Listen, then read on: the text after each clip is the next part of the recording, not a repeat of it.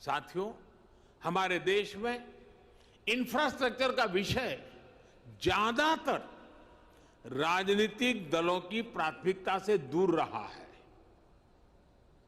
यह उनके घोषणा पत्र में भी नजर नहीं आता है। अब तो यह स्थिति आ गई है कि कुछ राजनीतिक दल देश के लिए जरूरी इंफ्रास्ट्रक्चर के निर्माण पर आलोचना करने में गर्व करते हैं, जबकि दुनिया में ये स्वीकृत बात है कि सस्टेनेबल डेवलपमेंट के लिए क्वालिटी इंफ्रास्ट्रक्चर का निर्माण एक ऐसा रास्ता है जो अनेक आर्थिक गतिविधियों को जन्म देता है, बहुत बड़े पैमाने पर रोजगार का निर्माण करता है। जैसे स्किल्ड मैन पावर के बिना हम किसी क्षेत्र में आवश्यक परिणाम नहीं प्राप्त कर सकते, वैसे ही बेहतर आधुनिक इंफ्रास्ट्रक्चर के बिना हम चौतरफा विकास नहीं कर सकते। साथियों, राजनीतिक इच्छा शक्ति की कमी के साथ ही देश के इंफ्रास्ट्रक्चर डेवलपमेंट को सबसे ज्यादा नुकसान पहुंचाया सरकारी विभागों के बीच आपसी तालमेल की कमी ने, आपसी खींचतान ने। राज्यों में भी हमने राज्य सरकारों और स्थानीय निकायों के बीच इस विषय पर तनाव होते देखा है।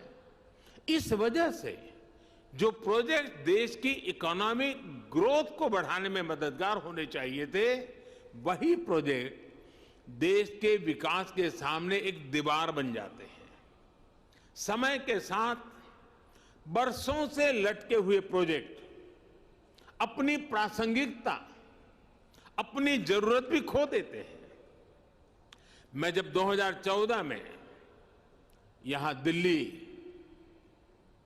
एक नई जिम्मेवारी के साथ आया, तो भी ऐसे सैकड़ों प्रोजेक्ट थे जो दशकों से लटके हुए थे।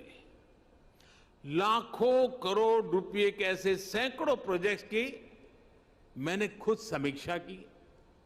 सरकार के सारे विभागों, सारे मंत्रालयों को एक प्लेटफॉर्म पर लाकर खड़ा कर दिया, सारी रुकावटों को दूर करने का प्रयास किया। मुझे संतोष है कि अब सबका ध्यान इस ओर गया है कि आपसी तालमेल की कमी की वजह से परियोजनाओं में देरी ना हो। अब होल ऑफ गवर्नमेंट अप्रोच के साथ सरकार की सामूहिक शक्ति योजनाओं को पूरा करने में लग रही है। इसी वजह से अब दशकों से अधूरी बहुत सारी परियोजनाएं पूरी हो रही हैं।